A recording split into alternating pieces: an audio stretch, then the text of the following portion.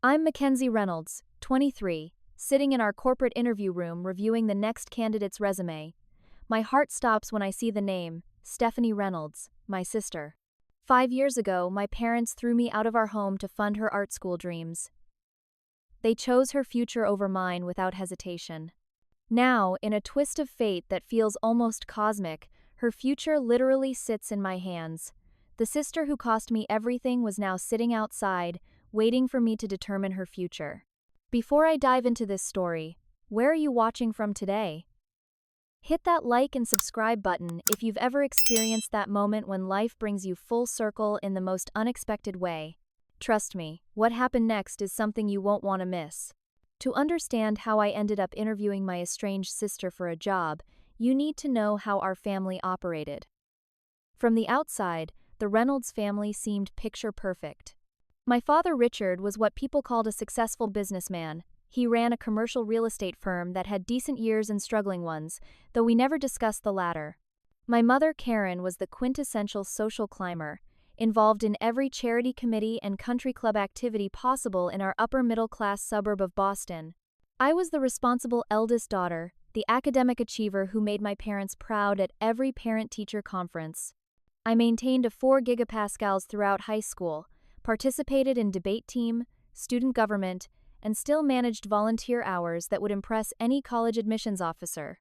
My room was decorated with academic medals and certificates of achievement that my mother loved to casually mention when her friends visited.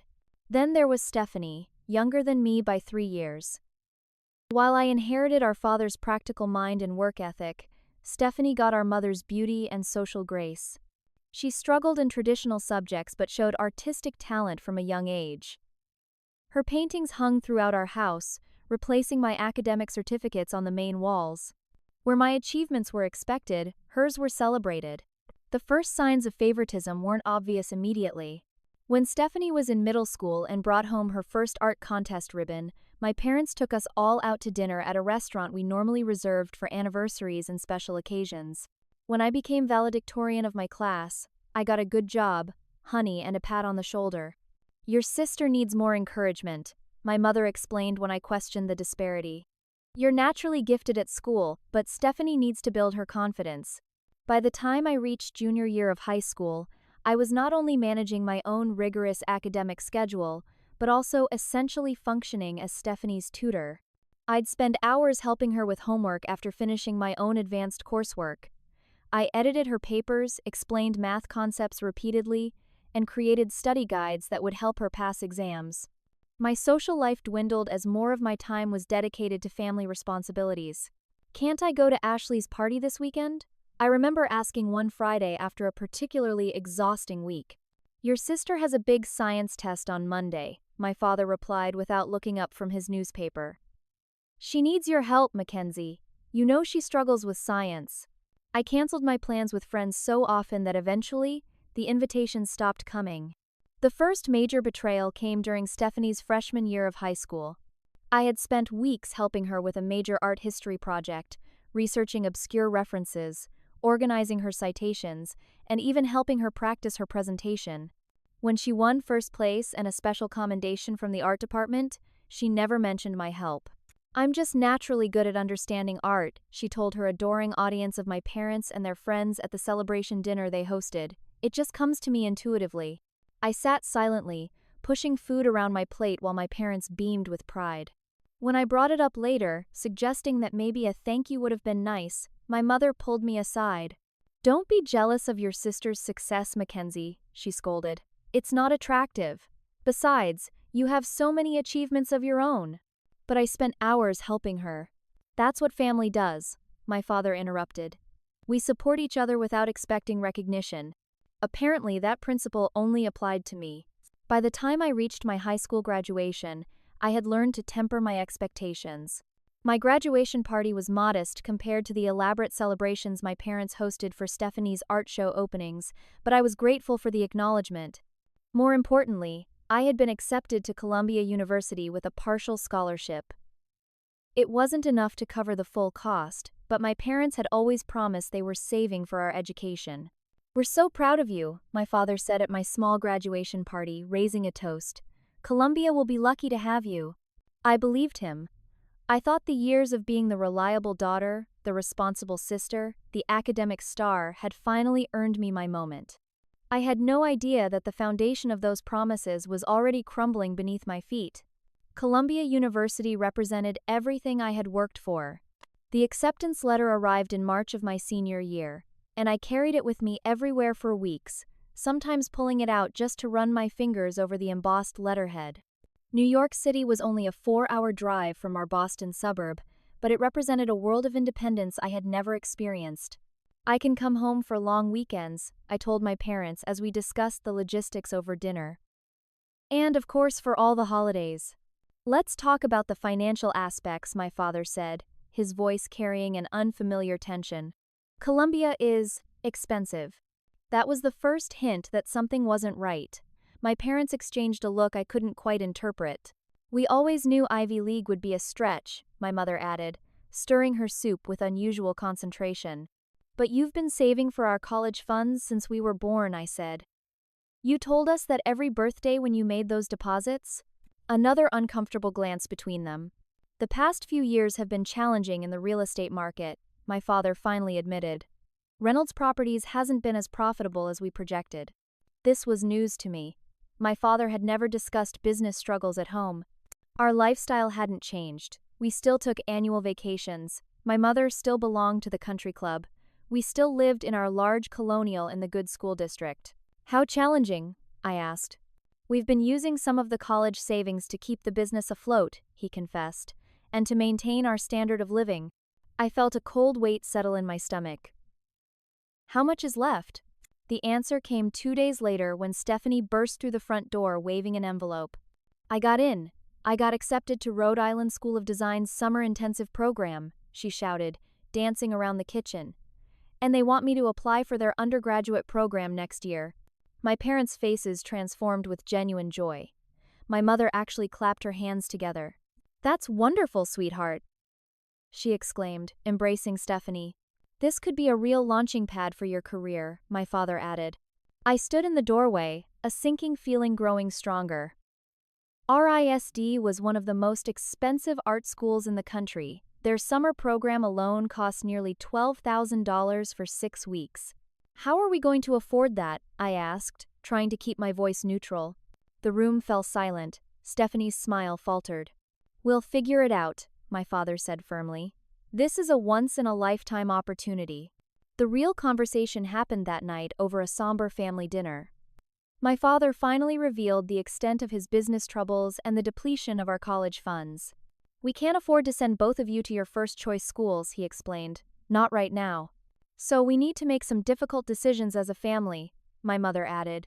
I nodded, already mentally calculating how many student loans I would need to take out, what part-time jobs I could balance with my studies. I could work through school, I offered. And maybe start at community college to save. Actually, my father interrupted. We think Stephanie's opportunity at RISD needs to be the priority right now. The statement hung in the air like a physical thing. Her opportunity? I repeated. The summer intensive program could lead to a full scholarship for her undergraduate studies, my mother explained, not meeting my eyes. It's a critical moment for her artistic development. And what about my critical moment? My voice came out stronger than I expected. You're more capable, Mackenzie, my father said, as if this was a compliment. You can figure things out. You always do. You can defer Columbia for a year, my mother suggested. Work and save up. Take some classes at the state college. I looked at Stephanie, expecting to see at least some conflict on her face. Instead, she was examining her fingernails, seemingly detached from the conversation determining our futures. That summer, I worked 2 jobs, morning shifts at a local cafe and evening work at a grocery store. Every dollar went into my savings account for Columbia. My parents had suggested I could still attend if I secured additional loans and worked throughout my studies. It would be hard, they acknowledged, but possible. Then came the July morning when I checked my bank account and found it nearly empty. Did you authorize a withdrawal from my account? I confronted my parents in the kitchen, my phone displaying the transaction record. My mother at least had the decency to look uncomfortable. My father maintained eye contact. We needed the deposit for Stephanie's program. It was due yesterday. That was my money, I said, my voice shaking. I worked 60-hour weeks for that. It was necessary, he stated flatly. We'll help you earn it back. When? How? I demanded. You keep saying that, but you've given everything to Stephanie. Don't be dramatic, my mother said. We're just making practical decisions for the family. For Stephanie, I corrected, not for the family, and certainly not for me. The argument escalated. Years of suppressed resentment poured out of me. The double standards, the unequal recognition, the constant expectation that I would sacrifice while Stephanie received. You've always been jealous of your sister, my mother accused. I've always been taken for granted, I countered.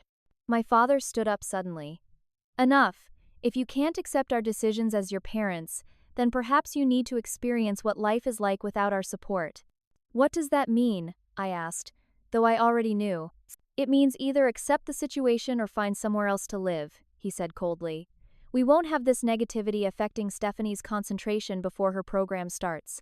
I looked from him to my mother, waiting for her to intervene, to be the voice of reason. She looked down at her hands. You can't be serious, I whispered. We've made sacrifices for this family. My father continued. Sometimes one person's needs must come before another's. I've been the one sacrificing, I said, finding my voice. For years, and I'm done. I walked upstairs to my bedroom, pulled out my suitcase, and began packing essentials. Some part of me thought they would stop me, apologize, realize the magnitude of what they were doing. They didn't. As I carried my suitcase downstairs, Stephanie stood in her doorway watching. Where are you going? She asked, as if she hadn't been sitting at the same dinner table during the ultimatum. Ask your parents, I replied. They were no longer mine. The weight of my suitcase seemed to increase with every step down our front walkway. I had packed only what I deemed essential, some clothes, toiletries, my laptop, important documents, and a few sentimental items that could fit in the limited space. 18 years of life reduced to what I could carry. My 2005 Honda Civic, purchased with my own money from 2 years of weekend work at the library, waited in the driveway. I loaded my suitcase into the trunk, slid into the driver's seat, and sat there for several minutes, hands gripping the steering wheel, waiting for the front door to open. Waiting for my parents to run out and tell me this had all been a terrible misunderstanding, that of course I wasn't being kicked out of my home. The door remained closed. The curtain in my parents' bedroom window twitched slightly. Someone was watching, but no one came out. I started the engine and drove away from the only home I had ever known, with no destination in mind. The first night, I parked in the 24-hour Walmart parking lot, reclining my seat as far as it would go, using a sweatshirt as a pillow. I didn't sleep. The reality of my situation crashed over me in waves. I was homeless. My family had chosen my sister's art program over my basic security. My bank account held less than $100 after my parents' unauthorized withdrawal. In the harsh fluorescent lighting of the Walmart bathroom the next morning, I splashed water on my face and stared at my reflection. My eyes were red-rimmed from crying, my hair disheveled from the uncomfortable night. You need a plan, I told myself firmly. The plan began with reaching out to Alicia Matthews, a friend from the debate team who had always been kind even when I had to cancel plans to help Stephanie. I composed and deleted the text message 5 times before finally sending it. Hey Ollie, something happened with my family. I need a place to crash for a few days while I figure things out. I understand if you can't help. The 3 minutes waiting for her response felt like hours. Of course. Come over. My mom's making lasagna. I cried in my car outside her house before I could compose myself enough to walk to the door. Alicia's family let me stay in their guest room for 2 weeks, the maximum her parents felt comfortable with, but it gave me time to secure a job at a local diner as a waitress and another at a retail store on weekends. Between the two, I could almost afford the security deposit on the cheapest apartment in the area, a studio with peeling linoleum and a persistent smell of the previous tenant's cats. Have you contacted the financial aid office at Columbia? Alicia asked as she helped me move my suitcase into the dismal apartment. I had. Multiple times. The partial scholarship I'd been awarded wasn't enough without the family contribution Columbia expected based on my parents' income. I needed to file as an independent student to qualify for additional aid, but that required legal emancipation or being 24 years old, neither of which applied to me.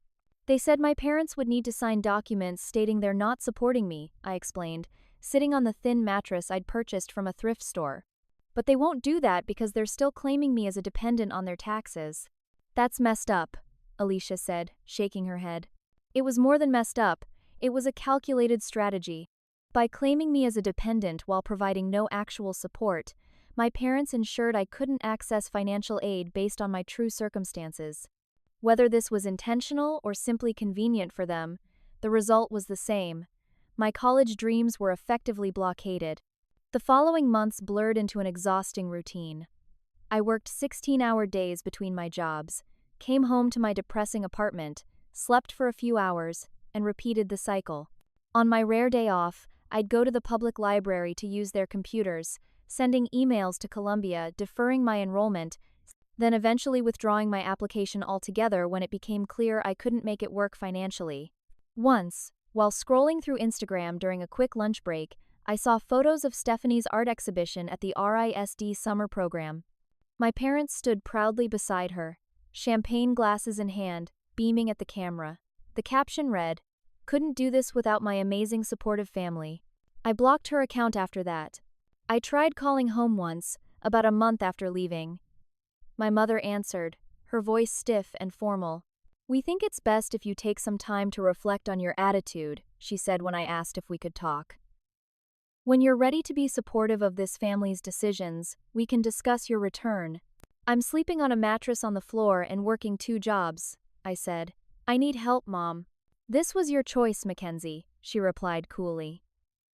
"You chose to walk away rather than accept the situation like an adult."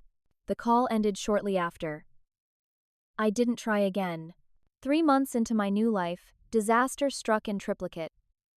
My car's transmission failed, requiring repairs I couldn't afford. The retail store where I worked weekends closed unexpectedly, and I caught a severe flu that left me unable to work at the diner for a week, meaning no wages and nearly getting fired for not finding coverage for my shifts.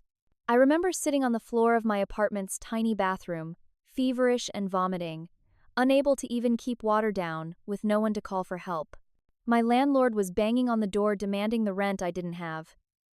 My phone had been shut off for non-payment. In that moment, I felt a despair so profound it seemed to physically crush me. Later that night, I managed to drag myself to the 24-hour convenience store down the block to use their bathroom. Staring at my gaunt reflection in the grimy mirror, I finally allowed myself to cry, deep, wrenching sobs that came from somewhere primal within me. An older woman washing her hands beside me looked over in alarm. "Honey, are you all right?" she asked. I couldn't even answer through the tears. I had never felt so utterly abandoned in my life. Life continued its grinding rhythm for another month after my breakdown in the convenience store bathroom. I recovered from the flu, picked up extra shifts at the diner to make up for lost wages, and found a weekend job stocking shelves at a grocery store to replace the retail position. My car remained unfixed, forcing me to take lengthy bus routes to get to work. It was during a particularly busy lunch shift at Magnolia Diner that I first met Diane Walker. She sat alone in my section, impeccably dressed in a tailored navy suit, her silver-streaked dark hair pulled back in a sleek bun. She ordered a black coffee and the house salad, then spent the next hour reviewing documents and making notes on a legal pad. I was running between tables when a businessman at the table next to hers began berating me about his order. "I specifically asked for no onions," he shouted, pointing at his burger. "Are you stupid? Can't you take a simple order correctly?" The diner fell silent as other patrons turned to watch. My face burned with humiliation. "I apologize, sir," I said, maintaining my composure despite the exhaustion and hunger making my hands shake. "I'll have the kitchen remake it immediately." "Don't bother," he snapped. "I don't have time to wait for you to get it right a second time. Just take it off my bill." "Of course, sir. Again, I'm very sorry for the inconvenience." As I turned to walk away, I heard Diane Walker's voice. "Excuse me," she said, addressing the man. "I couldn't help but notice your interaction just now." The young woman apologized and offered to correct the mistake immediately. "Your continued rudeness is unnecessary and, quite frankly, reflects poorly on you rather than on her service." The man sputtered something about minding her own business, quickly paid his bill, and left. I returned to Diane's table to refill her coffee. "Thank you," I said quietly. You didn't have to do that. I recognize competence when I see it, she replied, studying me with intelligent brown eyes. You handled that situation with remarkable grace considering the provocation. She left shortly after, placing her business card on top of a $40 tip for a $15 meal. The card read Diane Walker, CEO, Walker Financial Services. I kept the card in my wallet for 3 weeks before circumstances forced my hand. My landlord had raised the rent by $200, an amount I simply couldn't absorb with my current income. I faced eviction within 2 weeks if I couldn't find a solution. Standing at the payphone outside the grocery store where I worked weekends, I dialed the number on Diane's card, my heart pounding. Walker Financial, how may I direct your call? A professional voice answered. My name is Mackenzie Reynolds, I said, surprised my voice didn't shake. I'd like to speak with Diane Walker, please. Regarding? I hesitated. She left her card for me. I'm a waitress at Magnolia Diner. To my shock, I was put through immediately. Mackenzie, Diane said warmly. I wondered if I'd hear from you. I'm calling because. I paused, swallowing my pride. I'm wondering if your company has any positions available. I'm a quick learner and a hard worker. Do you have a resume? Yes, I lied. I had nothing that resembled a professional resume, but I could create one before an interview. Come to my office tomorrow at 9 a.m., she said. 18th floor, Walker Financial Building downtown. The interview was both terrifying and exhilarating. Diane's office occupied the corner of the 18th floor, with floor-to-ceiling windows overlooking the city. I wore the only professional outfit I owned, black pants and a white button-down shirt I'd ironed meticulously in my apartment that morning. Diane didn't waste time on pleasantries. Your resume shows no college education and no office experience. Why should I hire you over candidates with degrees and relevant work history? I took a deep breath. Because I've learned more about resilience, problem-solving, and work ethic in the past 6 months than most people learn in 4 years of college. I'm not asking for charity, Miss Walker. I'm asking for an opportunity to prove my value. Something in my response seemed to satisfy her. She leaned back in her chair, a slight smile playing at the corners of her mouth. I have an opening for an administrative assistant position, she said. The hours are long, the learning curve is steep, and I have extremely high standards. The starting salary is $38,000 plus benefits. The amount was more than double what I made at my 2 current jobs combined. There's one condition, she continued. You must take night classes toward a business degree. The company will cover 75% of the tuition. Why would you do this for me? I asked, unable to hide my confusion. You don't even know me. Diane's expression softened slightly. 25 years ago, I was a young woman with potential and no opportunity. Someone took a chance on me. I believe in paying that forward when I recognize similar potential. I started the following Monday. My tiny apartment suddenly felt like a stepping stone rather than a dead end. For the first time since leaving home, I felt a flicker of hope for my future. The job was demanding beyond anything I had experienced. I arrived at 7:30 a.m. to prepare for Diane's 8 a.m. arrival, often staying until 7 p.m. to complete the day's tasks. I coordinated Diane's calendar, prepared documents for meetings, answered calls, and gradually took on more complex responsibilities as I proved my capabilities. After work, I attended night classes at the local community college, studying business administration. My rare free time was spent completing assignments and studying. The exhaustion was different from my waitressing days, it came with purpose and direction. Diane proved to be more than just an employer. She became the mentor I never had. She was tough and exacting, sending back work with red marks until it met her standards. But she also took time to explain concepts, recommend books, and share her experiences in building her company from scratch. 3 months into my employment, I was able to move to a better apartment, still modest but clean, safe, and with functional appliances. 6 months in, I had saved enough to repair my car. These small victories felt monumental after so much struggle. Trust came slowly. When Diane first took me to client meetings to take notes, I was constantly tense, waiting for her to find fault or replace me with someone more qualified. When she gave me positive feedback, I would obsessively check my work, certain she had missed some critical error. "You need to learn to accept recognition as readily as criticism," she told me one evening as we worked late. "Both are necessary for growth." "It's difficult," I admitted. In my family, my achievements were expected while my sisters were celebrated. It was the first time I had mentioned my family situation to Diane. Something in her expression shifted. "Tell me about your family," she said, setting aside the document we had been reviewing. The story poured out of me, the years of unequal treatment, the college fund betrayal, the ultimatum that left me homeless. Diane listened without interruption, her face revealing nothing.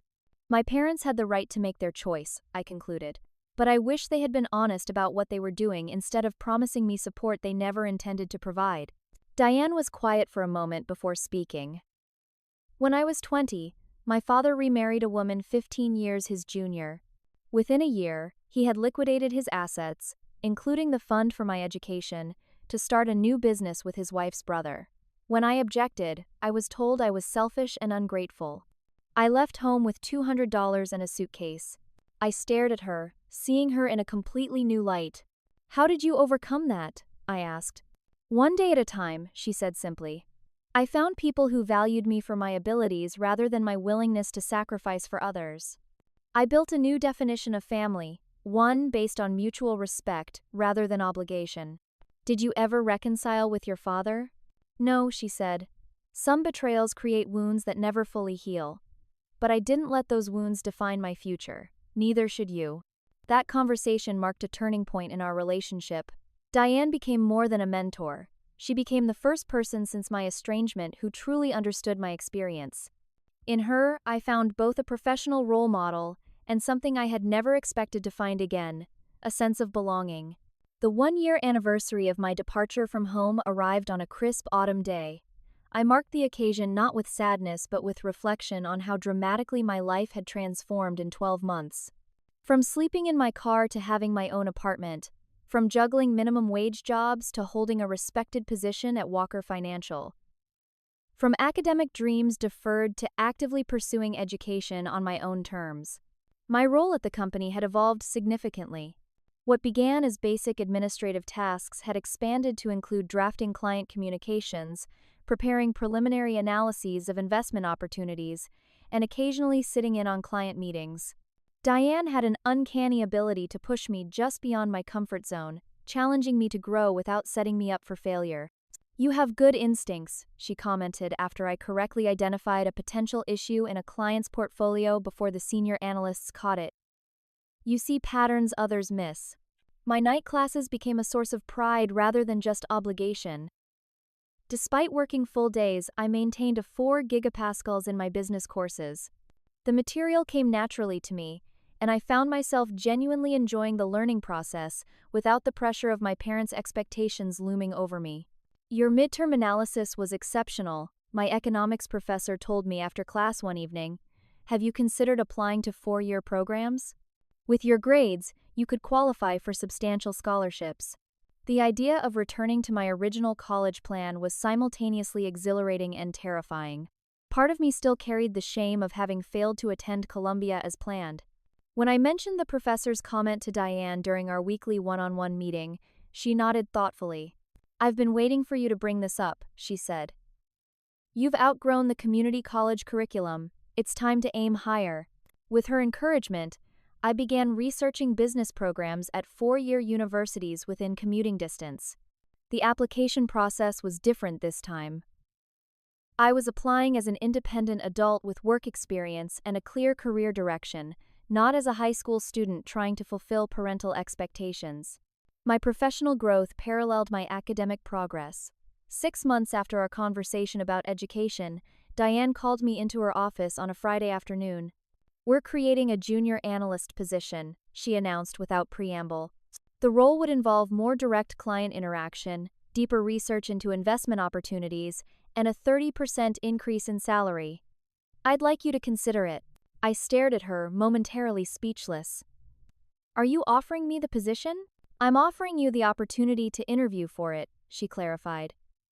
"You'll go through the same process as external candidates, no special treatment." The interview was rigorous, a panel of senior analysts and managers questioning me about investment strategies, client relationships, and market trends. I prepared extensively, studying nights and weekends beyond my regular workload and classes. 2 days later, Diane called me back to her office. "Congratulations, Junior Investment Analyst Reynolds," she said, a rare smile warming her usually serious expression. "You start next month." The promotion came with more than just increased responsibility and salary. It represented validation of my capabilities on merit alone, no family connections, no advantages beyond what I had earned through my own efforts. For someone who had grown up feeling perpetually overshadowed by a sibling, this recognition was profoundly healing. My new position required deeper understanding of investment principles and market dynamics. I devoured books, financial publications, and online courses to build my knowledge. Diane introduced me to her network of financial professionals, positioning me as a promising young talent rather than just her assistant. "The key to client relationships is establishing trust," she advised as we prepared for my first solo client meeting. "They need to believe not just in our investment strategies, but in our commitment to their financial well-being." I developed my own approach to client relations, less formal than Diane's, but equally effective. Where she projected authoritative expertise, I offered empathetic understanding coupled with clear, jargon-free explanations. We became an unexpectedly complementary team. As my professional confidence grew, I found myself building a social circle for the first time since leaving home. I formed friendships with colleagues and classmates, gradually opening myself to connections after months of isolation. I even began dating occasionally, though I approached romantic relationships with caution, hyper-aware of my trust issues. Healing isn't linear, my therapist reminded me during our sessions. I had started therapy 6 months into my job at Walker Financial, when financial stability made it possible. There will be setbacks and triggers, but the overall trajectory matters more than individual difficult days. The most significant trigger came unexpectedly, through a social media post that appeared on my feed despite my having blocked Stephanie's accounts. A mutual high school acquaintance had shared a local arts magazine feature about promising young artists, tagging Stephanie. The article showed her standing beside a large abstract canvas, describing her as the emerging voice of her generation, and mentioning the supportive family environment that nurtured her creative spirit from childhood. I stared at the image of my sister, noting the designer clothes and the diamond earrings that had once belonged to our grandmother, earrings that should have been shared between us. The familiar resentment bubbled up, but alongside it came a new emotion, pity. Despite her apparent success, there was something performative about her pose, something hollow in her rehearsed smile. That evening, I wrote a letter to my parents. Not an angry accusation or a plea for reconciliation, but a simple update on my life and achievements. I described my promotion, my academic success, my new apartment. I included no return address, expecting nothing in response. 2 weeks later, the letter returned unopened, stamped "Return to sender, not at this address." A quick internet search revealed my parents had moved to New York 6 months earlier. Their house, my childhood home, had been sold to fund Stephanie's entry into the competitive New York art scene. Instead of devastating me, this discovery strengthened my resolve. I had built a life from nothing while they continued sacrificing their security for Stephanie's ambitions. The pattern hadn't changed, only my position within it had. I channeled this renewed determination into my work and education. When Boston University offered me a substantial scholarship to complete my business degree based on my exceptional community college performance, I accepted immediately. Diane arranged my work schedule to accommodate daytime classes twice a week, allowing me to maintain full-time employment while pursuing my degree.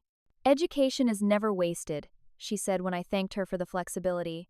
"Your expanded knowledge makes you more valuable to this company."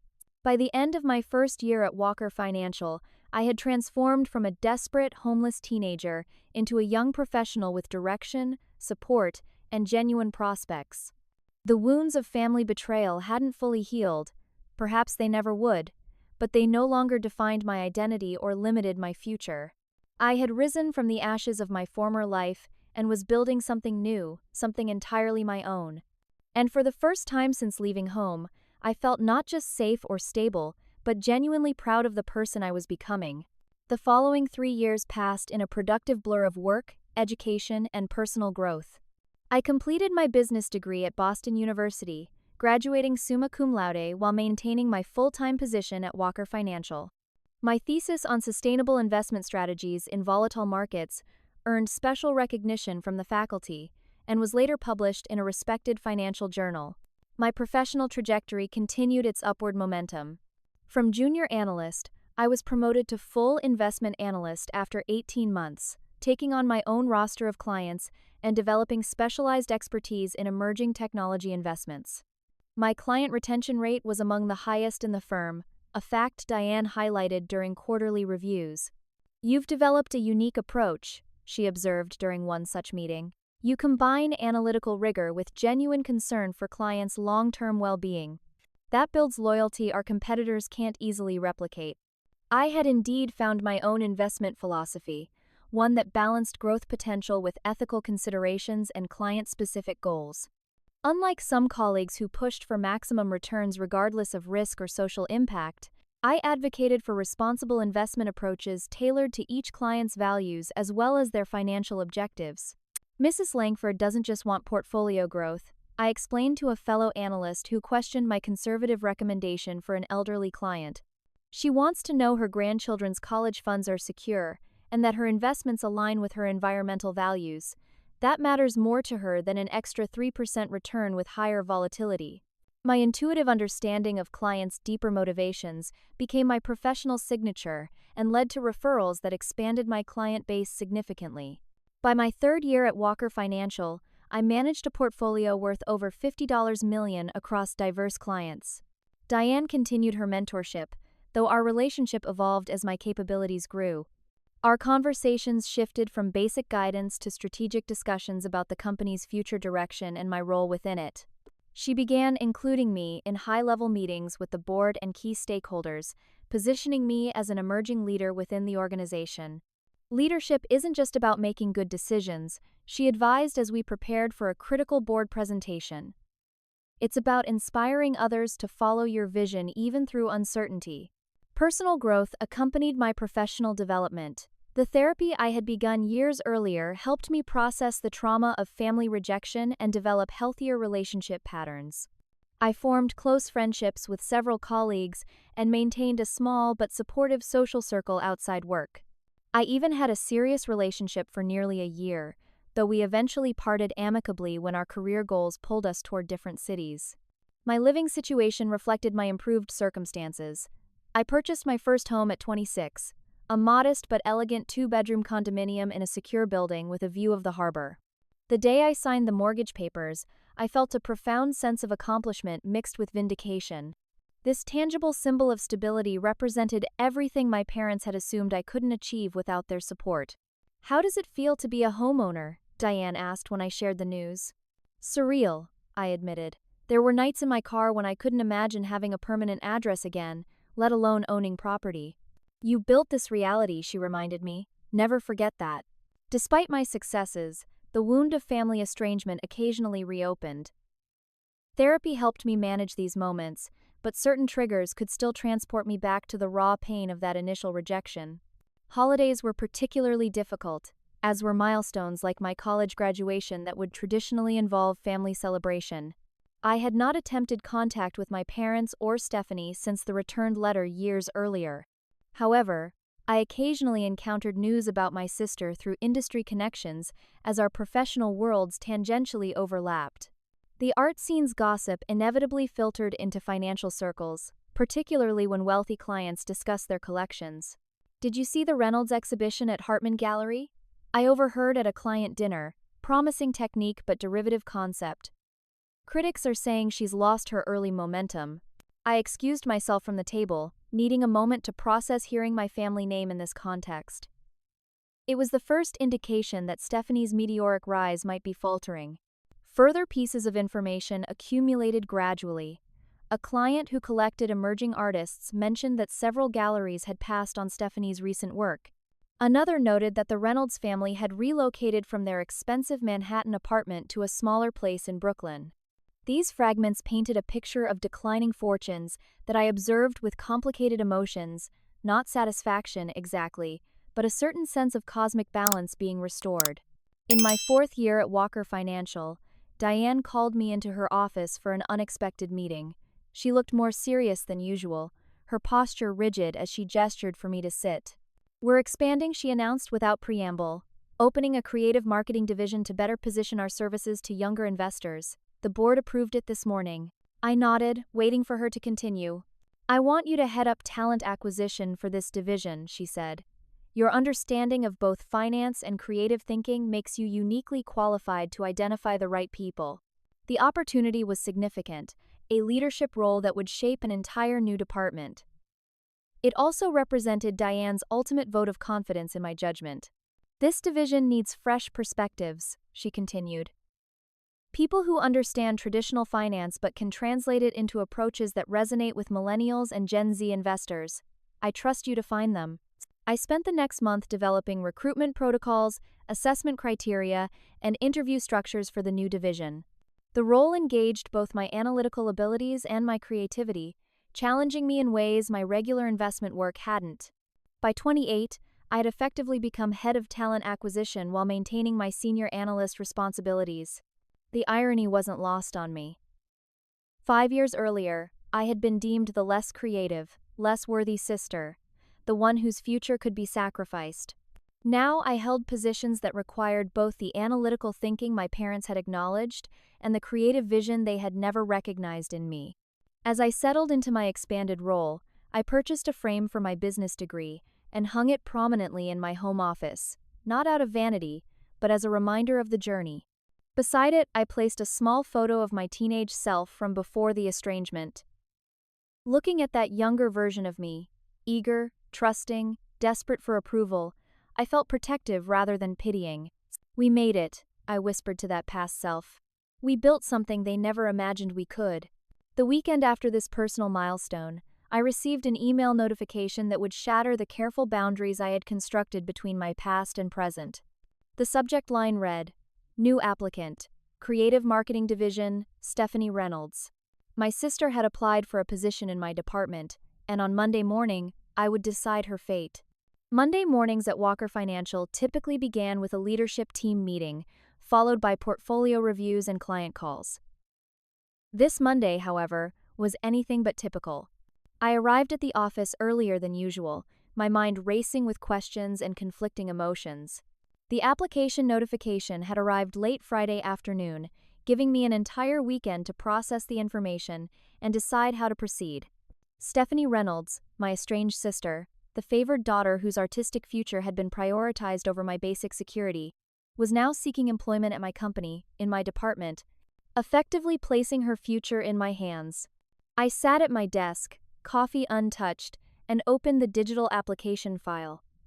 The resume was professionally formatted, listing a BFA from Rhode Island School of Design, followed by a series of diminishing positions in the art world, from featured artist at several respected galleries to most recently, a graphic design position at a small marketing firm that had dissolved 6 months ago. The employment gap since then was conspicuous. Reviewing applications already? Lisa, my assistant, appeared at my door with additional files. HR sent over the pre-screened candidates for the creative team positions. "Yes, just getting an early start," I replied, keeping my tone neutral. "Anything stand out in this batch?" Lisa hesitated. "Actually, there's one candidate HR flagged as unusual but potentially valuable. A fine arts background rather than traditional marketing, but with some interesting crossover experience in visual storytelling for financial services." The screening team thought her perspective might be exactly the kind of fresh approach you've been looking for. I already knew which application she was referencing. "Reynolds, right? Stephanie Reynolds?" "Yes, that's the one. How did you know?" "Just a lucky guess," I said, forcing a smile. "I'll review her application carefully." After Lisa left, I clicked through to the portfolio section of Stephanie's application. The work samples showed technical skill but lacked the innovative spark that had supposedly justified her preferential treatment years ago. Most pieces were competent but derivative, the kind of safe commercial art that paid bills rather than launched careers. The most recent samples showed a clear pivot toward corporate-friendly design, a far cry from the avant-garde artist my parents had sacrificed everything to support. The personal statement was particularly revealing. Stephanie described herself as a classically trained artist seeking to apply creative vision within structured business environments, essentially acknowledging the failure of her fine arts career without directly stating it. A notification appeared on my computer screen, a message from Diane requesting a meeting in 15 minutes. I closed Stephanie's file and tried to compose myself. Had Diane recognized the name? Did she know the connection? Diane's office door was open when I arrived. She gestured for me to sit without looking up from the document she was reviewing. The creative division candidates came through, she said, finally meeting my eyes. I noticed a Reynolds in the pool. Of course she had noticed. Nothing escaped Diane's attention, especially not a coincidence of this magnitude. Yes, I confirmed. Stephanie Reynolds, my sister. Diane's expression remained neutral. I assumed as much. How do you want to handle this? The directness of her question caught me off guard. I had expected her to make the decision, to tell me to recuse myself from the hiring process due to the obvious conflict of interest. I'm not sure what the appropriate protocol is, I admitted. Should I remove myself from her interview process? Diane considered this for a moment. That would be the conventional approach. However, I'm more interested in what you believe is the right course of action. This situation is unique. The weight of the decision settled on my shoulders. I could easily delegate Stephanie's interview to another team member, avoiding direct confrontation with my past, but something in me resisted this easy out. I think I should conduct the interview myself, I said finally. Objectively, based on her qualifications and the position requirements, no special treatment, positive or negative. Are you certain you can maintain that objectivity? Diane asked, studying me carefully. I've spent 5 years developing professional judgment, I replied. I believe I can separate personal history from business decisions. Diane nodded slowly. I trust your assessment, but remember, this is as much a test of your leadership capabilities as it is an evaluation of her qualifications. How you handle this will reveal much about your readiness for greater responsibility within this organization. The subtext was clear. This unexpected situation had become an opportunity to demonstrate my professional maturity and emotional intelligence. Diane was watching not just for my decision about Stephanie's potential employment, but for how I navigated the complex ethical and personal dimensions of the scenario. Back at my desk, I instructed Lisa to schedule Stephanie for an interview later that week, without indicating any connection between us. I then immersed myself in a comprehensive review of her portfolio, comparing it objectively with other candidates for the creative positions. The professional assessment was straightforward. Stephanie's technical skills were adequate but not exceptional. Her experience showed a declining trajectory rather than growth. Her understanding of financial services marketing was limited, based primarily on a 3-month contract with a small investment firm. Other candidates offered stronger qualifications and clearer value propositions. The personal dimension was infinitely more complicated. As I reviewed her materials, memories surfaced unbidden, Stephanie at 15, showing me her sketchbook and asking for honest feedback. Stephanie at family dinners, absorbing our parents' attention while I sat quietly completing homework. Stephanie watching silently as I carried my suitcase down the stairs, offering neither protest nor support as our parents ejected me from my home. I found myself searching her application for any acknowledgement of our connection, any indication that she knew whose company she was applying to. There was nothing. Either she had no idea I worked at Walker Financial, or she had deliberately omitted any reference to our relationship to avoid the appearance of trading on family connections.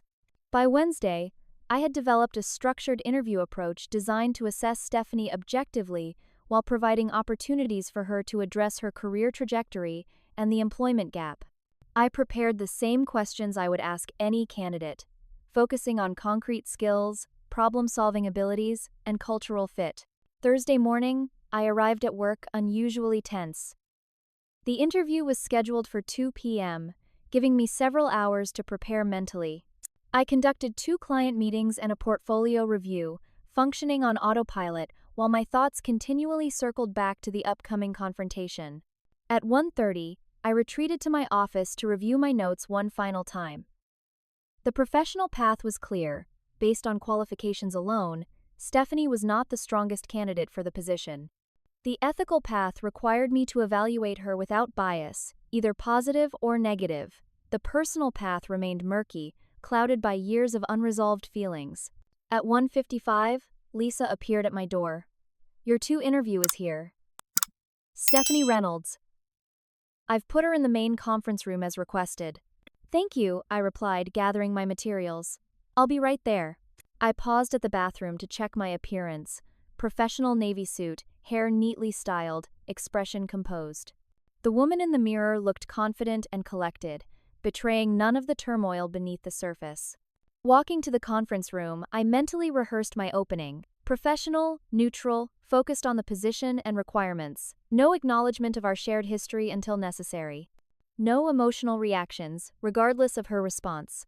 Outside the conference room door, I took a deep breath, arranged my features into a pleasant but neutral expression, and opened the door. Stephanie sat with her back to the entrance, her once familiar blonde hair now cut into a short professional style. She turned at the sound of the door, a practiced interview smile in place. The smile froze, then collapsed entirely as recognition dawned. "Mackenzie?" she whispered, her face draining of color. "Good afternoon, Miss Reynolds," I replied evenly, extending my hand across the table.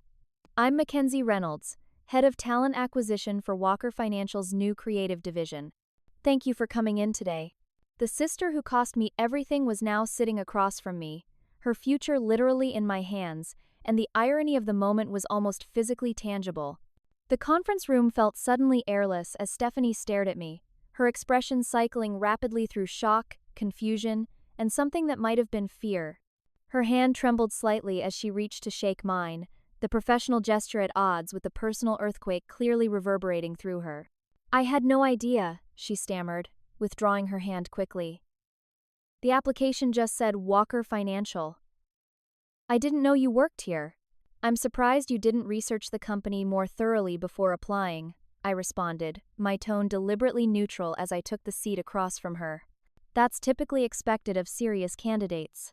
The implied criticism wasn't lost on her. A flush spread across her cheeks as she straightened in her chair, visibly struggling to regain composure.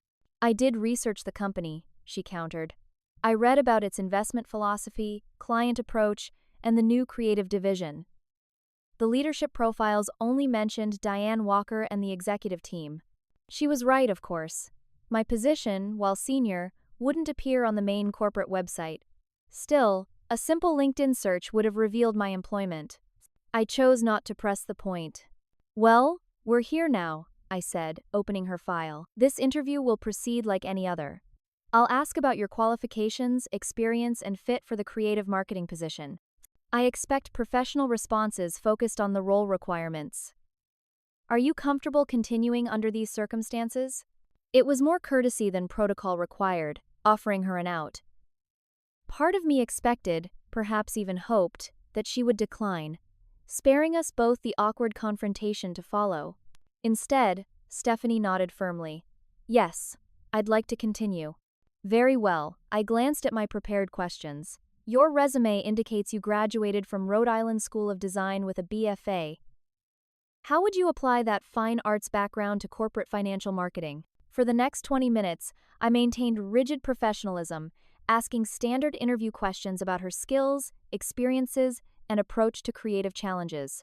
Stephanie's answers were competent but unremarkable, revealing both technical knowledge and the gaps in her understanding of financial services marketing. As the interview progressed, I observed subtle changes in her demeanor. The poised confidence she'd initially projected was cracking, revealing underlying anxiety. Her responses became less polished, her gaze more frequently dropping to her hands. "Your portfolio shows a significant shift from fine art to commercial design," I noted, turning to a specific page in her submission. "Your most recent pieces lack the distinctive style evident in your earlier work. Can you explain this evolution?" The question was professionally relevant but personally pointed. Stephanie's artistic voice had been deemed so special, so worthy of nurturing, that my parents had sacrificed everything, including me, to support it. Yet her current work showed little trace of that supposed unique talent. Stephanie's composure faltered visibly. "Market realities," she admitted after a pause. "The fine arts world is challenging. I needed to adapt to commercial requirements to support myself. And how successful has that adaptation been? I asked, gesturing toward the employment gap on her resume. The direct question broke whatever professional veneer remained between us. Stephanie's shoulders slumped as 5 years of pretense collapsed. Not very, she whispered, then cleared her throat. Not very successful at all. Something in her naked vulnerability pierced my carefully constructed professional shield. 5 years of questions surged forward, demanding answers now that the barrier between us had cracked. What happened? I asked, setting aside my interview notes. The last I knew, you were the artistic prodigy whose career justified any sacrifice. Stephanie flinched at my phrasing, but didn't protest its accuracy. Reality happened, she said softly. The summer program at RISD was amazing, exactly the creative environment I needed. I thrived there, got accepted to the full program with a partial scholarship. The scholarship our parents emptied my savings account for, I interjected. I didn't know about that, she said quickly, looking up with genuine shock. They told me they had planned for my tuition all along. The revelation wasn't entirely surprising. My parents had always sheltered Stephanie from financial realities, presenting her opportunities as inevitable rather than as choices with consequences for others. The first 2 years went well, she continued. My work got attention, small gallery showings, some press. But then the art world moved on to newer talents, different styles. My 3rd year, the showings dried up. By graduation, the galleries that had been interested were no longer returning calls. And our parents? I prompted. Stephanie's expression tightened with what looked like genuine pain.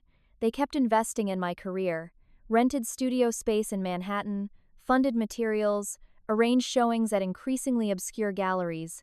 They sold the house, moved to New York to support me. Dad took a job with a friend's company since his own business had failed. Mom started working retail to help with expenses. The image of my mother, status-conscious, appearance-obsessed Karen Reynolds, working a retail job was almost impossible to reconcile with the woman I had known. They spent everything, Stephanie continued, her voice hollow. Retirement savings, home equity, everything on this dream that I was going to be the next big thing. And I wasn't. I'm not. I'm a decent artist who peaked early and couldn't evolve quickly enough to maintain relevance. The frank self-assessment surprised me. The Stephanie I remembered had never been given reason to develop such critical self-awareness. Dad had a heart attack last year, she added quietly. The medical bills. They're basically bankrupt now. They had to move to a small apartment in Queens. Mom's working 2 jobs. Dad can't work at all anymore with his health. I absorbed this information with complex emotions. My parents' downfall carried no satisfaction, only a sad recognition of the predictable conclusion to years of poor decisions. And what about you? I asked. After they sacrificed everything for your career? I've been trying to support them, she said. The graphic design jobs paid better than art sales, but the last agency closed during COVID and never reopened. I've been freelancing, living with roommates, sending what I can to help with Dad's medical expenses. She looked up, meeting my eyes directly for the first time since recognition had dawned. Mackenzie, I had no idea what happened when you left. They told me you chose to move out because you wanted independence, that you were angry about family resources going to my education instead of yours. They said you cut contact because you resented my opportunities. That's not what happened, I said flatly. I know that now, she replied. When things got bad financially, when they started selling possessions and moving to smaller places, I found documents.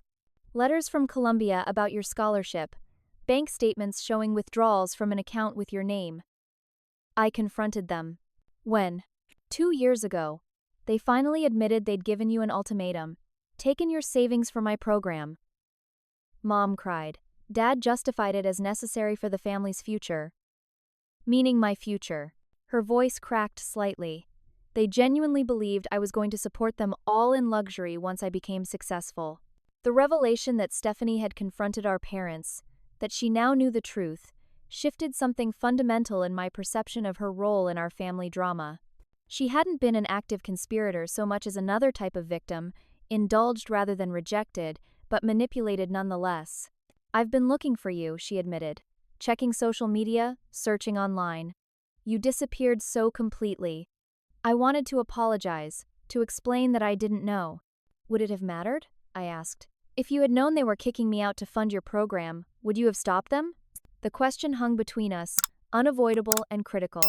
Stephanie's hesitation was answer enough. I was 19 and selfish, she finally said. I wanted what I wanted. I probably would have convinced myself it was temporary, that you'd be fine, that my success would eventually benefit everyone. I wasn't mature enough to see beyond my own ambitions. The honesty was surprisingly refreshing after years of family dynamics built on manipulation and denial. And now? I asked. Now I understand what real sacrifice looks like, she said. What it costs, what was taken from you can never be restored. I've spent 2 years hoping for a chance to acknowledge that, not expecting forgiveness, but at least wanting you to know I recognize the wrong that was done. The interview had completely transformed, professional pretense abandoned for raw personal reckoning. Stephanie sat across from me not as a job candidate, but as the sister I had lost, or perhaps never truly had. I've made a good life, I said after a long silence. Despite everything, or perhaps because of it, being cut off completely forced me to build something entirely my own. I can see that, she replied, glancing around the impressive conference room, taking in my tailored suit and confident posture. You've clearly been very successful. It wasn't easy, I stated, not to elicit sympathy but to establish fact. I was homeless, sleeping in my car, working multiple minimum wage jobs. I nearly lost everything before I got this opportunity. Stephanie winced, whether from genuine empathy or discomfort at confronting the consequences of our family's actions, I couldn't tell. What are Mom and Dad saying about me now? I asked, curious despite myself. They don't talk about you much, she admitted. I think it's too painful to acknowledge what they did. When I bring you up, Dad changes the subject. Mom sometimes asks if I've heard anything, but doesn't pursue it. The confirmation of their continued avoidance settled something in me. They remained unchanged, unwilling to face the reality of their choices. And what about this job? Stephanie asked hesitantly. I understand if you can't consider me now that you know who I am. I studied her across the table, the sister who had been given everything I had been denied, now humbled by reality, and sitting before me seeking opportunity. The perfect narrative symmetry wasn't lost on me. Do I have any chance at this position? She asked directly, her vulnerability complete. I considered the question not as her sister but as the hiring manager I was. Based solely on qualifications, you're not the strongest candidate, I said honestly. Your technical skills are adequate but not exceptional. Your understanding of financial marketing is limited. Your portfolio shows competence but not the innovative perspective we're seeking for this division. Her face fell, but she nodded acceptance of the assessment. That would be my professional evaluation regardless of our personal history, I continued. I won't hire you because you're my sister, and I won't reject you for the same reason. The decision will be based on merit alone, as it should be. That's fair, she said quietly. More than fair, considering everything. As our time concluded, I stood and extended my hand again, this time with genuine professionalism, rather than shocked formality. Thank you for coming in today, Miss Reynolds. The company will be in touch regarding our decision within the week. Stephanie took my hand, her grip firmer than before. Thank you for the opportunity, Miss Reynolds. Regardless of the outcome, I'm grateful we had this conversation. As she walked toward the door, she paused and turned back. Mackenzie, for what it's worth, I'm sorry. Not just for what happened, but for not being the sister you deserved. I nodded, maintaining my composure. The interview is concluded, Stephanie. We can discuss personal matters another time, if necessary. After she left, I sat alone in the conference room, emotions I had suppressed for years finally breaking through my carefully constructed professional facade. The confrontation I had both dreaded and unconsciously sought for 5 years had finally occurred, leaving me with answers but no clear resolution. The sister who had been the catalyst for my family's rejection now sat squarely in the path of my professional judgment. The perfect symmetry of the situation demanded a response worthy of the person I had become, not the wounded girl I had once been. The afternoon following Stephanie's interview, I sequestered myself in my office, ostensibly reviewing candidate profiles but actually processing the emotional aftermath of our unexpected reunion. The professional and personal had collided in a way I couldn't have anticipated, leaving me with a decision that would affect not just a hiring outcome but the trajectory of my relationship with my only sibling. A gentle knock interrupted my thoughts. Diane stood in the doorway, her expression uncharacteristically gentle. "I saw your sister leaving yesterday," she said, stepping inside and closing the door. "How did it go?" I gestured for her to sit. "Professionally, straightforward. She's not the strongest candidate for the position. Personally, complicated." Diane nodded, waiting for me to continue. "She claims she didn't know I worked here," I explained, "and that she didn't know the full circumstances of my departure from home. Our parents apparently rewrote that history." "That's not uncommon," Diane observed. "People who behave badly often revise events to preserve their self-image." She also revealed that our parents have essentially bankrupted themselves supporting her failed art career. They've lost everything: home, savings, health. Diane considered this. "And how do you feel about that?" "Conflicted," I admitted. "I don't take pleasure in their suffering, but I also recognize the consequences of their choices. They invested everything in the wrong daughter, it turns out." The last statement emerged more bitterly than I'd intended. Diane raised an eyebrow. "Is that relevant to your hiring decision?" The question brought me back to the professional dilemma at hand. "No," I said firmly. "My decision will be based on qualifications, not personal history or vindication." "I believe you," Diane said. "But the personal dimension remains. Have you considered how you want to handle that aspect, beyond the hiring decision?" I hadn't, not really. The shock of seeing Stephanie had consumed my emotional bandwidth, leaving little room for considering future interactions. "I don't know," I admitted. "Part of me wants to maintain the separation that's defined the last 5 years. Another part recognizes that she seems genuinely remorseful and wasn't fully aware of what happened." "In my experience," Diane said carefully, "relationships severed by betrayal rarely heal completely. But understanding can develop, and new forms of connection might emerge, different from what existed before." Her words resonated with my own emerging thoughts. The sister relationship I had known was irretrievably lost, but perhaps something new could be constructed from its ashes, something with clearer boundaries and more honest communication. "What would you do?" I asked, genuinely curious about how my mentor had handled her own family estrangement. "I maintained strict boundaries with my father until his death," she replied. "But I did meet with him once, years later, to express directly how his actions had affected me. Not for his benefit, but for my own closure. I needed him to hear the truth, regardless of whether he accepted it." The concept of closure without reconciliation offered a framework I hadn't considered. Perhaps my interaction with Stephanie could provide similar resolution without requiring a full restoration of sisterly bonds. "Thank you," I said, "for sharing that and for giving me space to handle this my way." "You've earned that trust," she replied simply, rising to leave. "Whatever you decide, I know it will reflect the thoughtfulness you bring to all your decisions." After Diane left, I turned my attention to the practical matter at hand: the hiring decision for the creative marketing position. I reviewed all candidates objectively, comparing portfolios, experience, and interview performance. By every metric, Chloe Martinez, a dynamic marketing professional with both creative credentials and financial services experience, was the strongest candidate, with Stephanie ranking 4th among the 6 interviewees. The professional decision was clear, but as I prepared to submit my recommendation, an alternative approach occurred to me. Walker Financial had partnerships with several marketing agencies that handled overflow work and specialized projects. One such agency, Horizon Creative, was seeking a junior designer with exactly Stephanie's qualifications. I reached for my phone and called Ryan Parker, Horizon's creative director, and a professional connection I developed through industry events.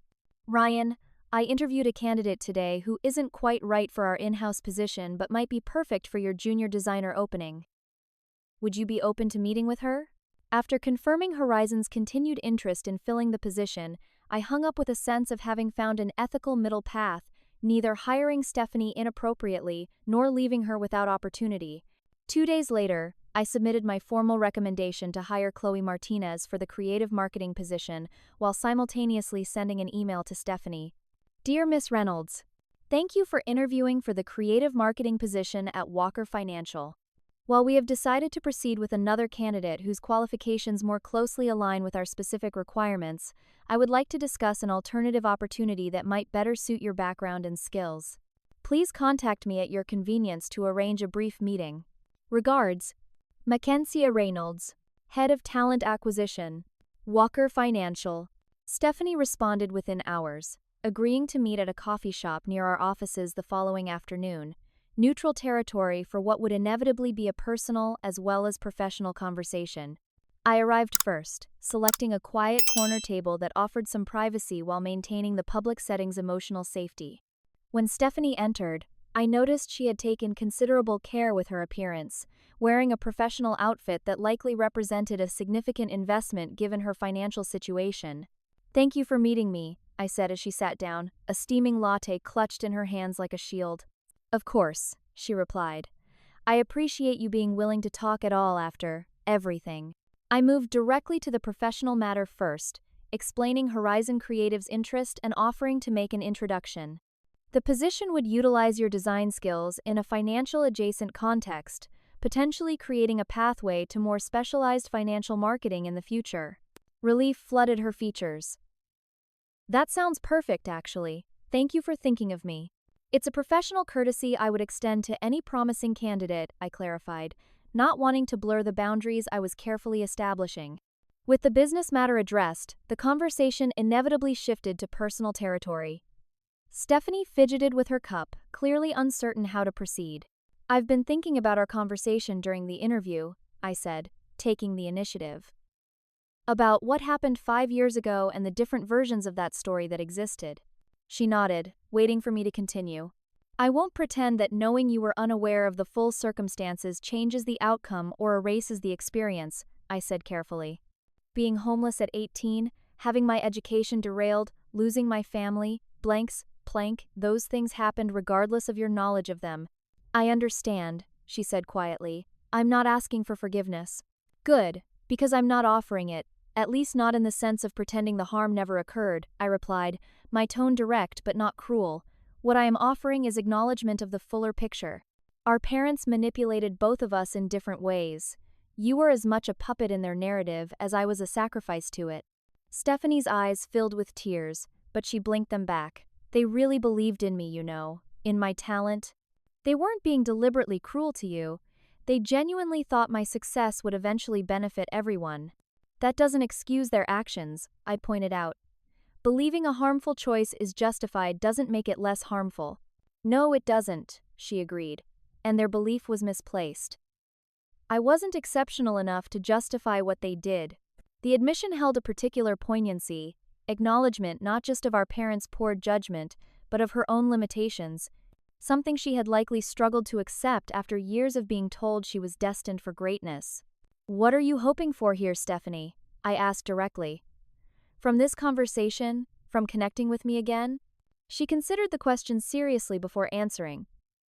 "Honestly, I don't know exactly. Resolution, maybe. A chance to know the sister I lost through my own blindness and our parents' manipulation. Not expecting us to be close, but perhaps not strangers?" Her answer reflected a maturity I wouldn't have attributed to the Stephanie I remembered, an acceptance of reality rather than entitlement or expectation. "I can't promise anything specific," I said honestly. "The relationship we had is gone. Whatever might exist going forward would be something entirely new, built on different terms." "I understand," she nodded. "Would you be open to that possibility? Of building something new?" The question deserved careful consideration. "I'm open to careful, gradual steps," I finally said. "Professional connection first, perhaps occasional communication, but with clear boundaries." "What about Mom and Dad?" she asked tentatively. "Would you consider?" "No," I interrupted firmly. "My boundaries with them remain absolute. Their choices were conscious and repeated. They've never attempted to make amends or even acknowledge the harm they caused." Stephanie didn't protest. "They're not the same people anymore," she said softly. "Dad's health has broken him. Mom's bitterness has consumed her. They're shells of who they were." "That's the consequence of their decisions," I replied. Not without compassion, but with clear-eyed recognition of reality. I wish them no further suffering, but I have no obligation to rescue them from circumstances they created, especially when they remain unwilling to acknowledge their role in creating them. She nodded, accepting my position without argument. For what it's worth, I think you made the right choice walking away. It took me years longer to see the dysfunction, and I'm still untangling myself from it. That's part of your journey now, I observed, establishing your own identity separate from their expectations and projections. Like you did, she said, something like admiration in her voice. Out of necessity rather than choice, I reminded her. But yes, I built a life entirely my own. As our coffee grew cold, we tentatively explored the outlines of what a new connection might look like: professional networking, occasional emails, perhaps dinner every few months. No promises of instant sisterhood, no expectations of unconditional support, but the possibility of a relationship based on mutual respect rather than family obligation. I'll email you Ryan Parker's contact information, I said as we prepared to leave. The introduction will be based solely on your qualifications, with no mention of our connection. Thank you, Stephanie replied, for the opportunity and for being willing to talk at all. I wouldn't have blamed you for showing me the door immediately. 5 years ago, I might have, I admitted. Growth happens when we're pushed beyond comfortable patterns. Being forced to build a life from nothing taught me resilience, but also perspective. Maintaining anger requires energy better directed elsewhere. We parted with a formal handshake rather than a hug, appropriate to the cautious reconnection we had established. As I watched her walk away, I felt a complex mixture of emotions: lingering hurt from the past, cautious hope for a healthier future connection, and pride in my own journey from desperate teenager to accomplished professional capable of making decisions based on principle rather than pain. Back at the office, I finalized the hiring paperwork for Chloe Martinez and sent Ryan the promised email about Stephanie. As I completed these tasks, Diane appeared in my doorway. "How did it go?" she asked. "I found a path that honors both professional ethics and personal boundaries," I replied. "Recommended our strongest candidate for the position while connecting Stephanie with an opportunity better suited to her qualifications." Diane nodded approvingly. "And the personal aspect? Cautious steps toward a new kind of relationship. Clear boundaries. No false promises of instant reconciliation. Wise," she commented. "And speaking of new steps, the board approved your promotion this morning. Congratulations, partner." The news momentarily stunned me. At 28, I would be the youngest partner in Walker Financial's history. "Thank you," I managed, genuinely moved by this culmination of years of dedicated work. "This means everything." "You earned it long before this week," Diane assured me. "But I must say, your handling of this unexpected personal challenge confirmed what I've always believed about your judgment and integrity." After she left, I sat quietly in my office, absorbing the magnitude of the moment. From homeless teenager to financial partner in 5 years, from family sacrifice to professional triumph, the journey had been arduous, the wounds deep, but the outcome exceeded anything I could have imagined that night in my car in the Walmart parking lot. 6 months later, I found myself mentoring Jessica Chen, a brilliant young analyst from a background not dissimilar to my own, first-generation college graduate, limited family support, extraordinary potential, requiring only opportunity and guidance to flourish. "I don't know if I belong here," she confessed during one of our meetings. "Everyone else seems to have connections, family backgrounds in finance. Let me tell you a story," I began, sharing selected details of my journey from homelessness to partnership, not as a bid for sympathy but as evidence of possibility. "The most powerful thing I learned," I told her, "is that sometimes the paths we don't choose lead to destinations we couldn't have imagined. The future isn't determined by what's taken from you, but by what you build with what remains." Jessica left our meeting with renewed confidence, and I turned to the window, reflecting on how far I had come from that desperate 18-year-old forced to rebuild from nothing. Stephanie and I maintained our careful, limited communication. She had secured the position at Horizon Creative and was slowly establishing independence from our parents, though she continued to help with their expenses when possible. The wounds of family betrayal hadn't disappeared, perhaps they never would completely. But they had transformed from active injuries into something more like scars, permanent markers of past trauma that no longer dictated my present choices or future possibilities. In the end, the most powerful realization wasn't that I had succeeded despite my family's rejection, but that I had created a life defined by my own values rather than reaction to theirs. The true triumph wasn't becoming my sister's interviewer in a perfect moment of karmic symmetry, but recognizing that her path and choices no longer held power over my own journey. Sometimes the best revenge isn't making others suffer as you did, it's ensuring no one else has to suffer the same fate. What's your story of rising from difficult circumstances? Have you ever had a full circle moment like mine, where life brought you face to face with someone who once hurt you? Share your experiences in the comments below. If this story resonated with you, please hit that like button, subscribe to my channel for more real-life stories, and share with someone who might need to hear that their past doesn't determine their future. Thank you for listening to my journey, and remember, you have the power to write your own ending.